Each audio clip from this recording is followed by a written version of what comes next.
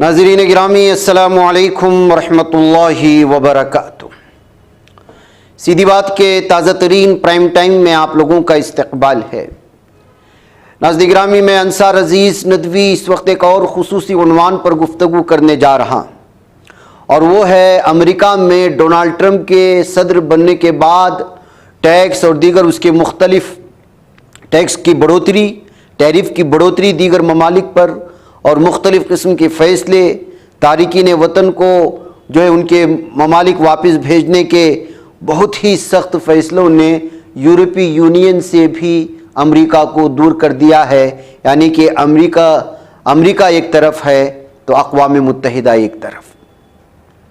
یورپی کمیشن کو خدشہ ہے کہ امریکہ اس کے ملازمین کی جاسوسی کر سکتا ہے، لہذا کمیشن نے برنر فونز، کی پیڈ کے ساتھ سادہ فون اور بنیادی لیپ ٹاپ امریکہ کا سفر کرنے والے اپنے ملازمین کو جاری کر دیے ہیں۔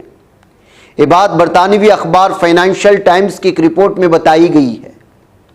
رپورٹ میں یورپی کمیشن کے حکام کے حوالے سے کہا گیا ہے کہ امریکہ کا سفر کرنے والے ملازمین کو چاہیے کہ وہ برطانیہ کی سرحد سے نکلتے ہی اپنی اسمارٹ فونز کو بند کر دیں اور نگرانی سے بچنے کے لیے انہیں خصوصی کور میں رکھیں۔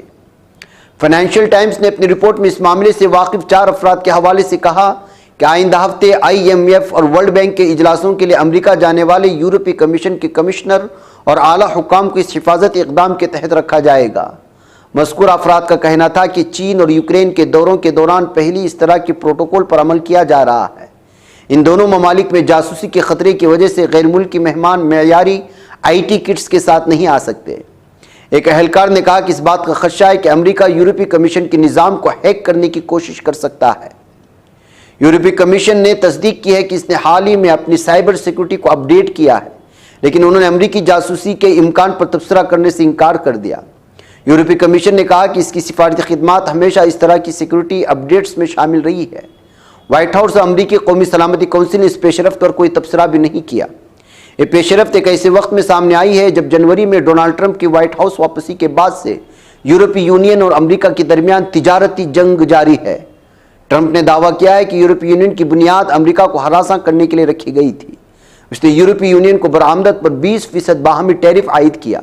بعد ازاں انہوں نے اس پر 90 دن کے لیے پابندی کا اعلان کیا اور پھر ٹیرف کو 20 سے کم کر کے 10% کر دیا۔ تاہم یورپی یونین نے امریکہ کی جانب سے اسٹیل اور ایلومینیم پر محصولات عائد کرنے کے بعد 21 بلین یورو مالیت کی امریکی برآمدات کے خلاف اپنے انتقامی اقدامات کو عارضی طور پر روک دیا۔ یورپی یونین کی تجارتی کمشنر ماروس سیفکوچ نے تجارتی جنگ کو حل کرنے کی کوشش میں پیر کو واشنگٹن DC میں امریکی وزیر تجارت ہاورڈ لٹنگ سے بات چیت کی ہے۔ Think tank Brussels Institute for geopolitics کے ڈائریکٹر لک وان میڈلار نے کہا ہے کہ یورپی کمیشن کے اہلکاروں کے امریکہ کے سفر پر حفاظتی اقدامات حیران کن نہیں تھے۔ واشنگٹن بیجنگ یا ماسکو نہیں ہے، بلکہ ایک ایسا مخالف ہے جو اپنے مفادات اور طاقت کو آگے بڑھانے کے لیے غیر قانونی طریقے استعمال کرنے پر مائل ہے۔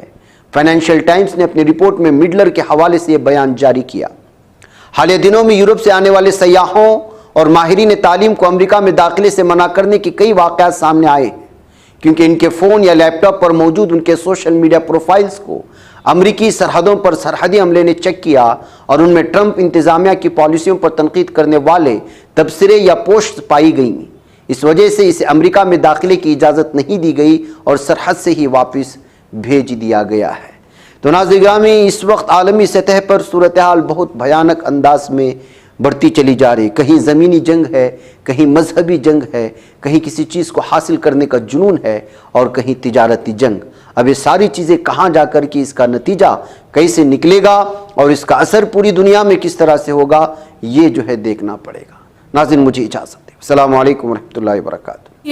بچ پاتا ہے کوئی صحافی کی نگاہوں سے، ملاتا ہے یہ لوگوں کو محبت کی پناہوں سے، کرم اور درد مندی کا ہے ایک سنسار، سیدھی بات عظیمت جرأت و ہمت کا ہے اظہار، سیدھی بات عزیمت جرأت و ہمت کا ہے اظہار سیدھی بات. یہ چینل حق نگر بن کر کچل دیتا ہے فتنوں کو.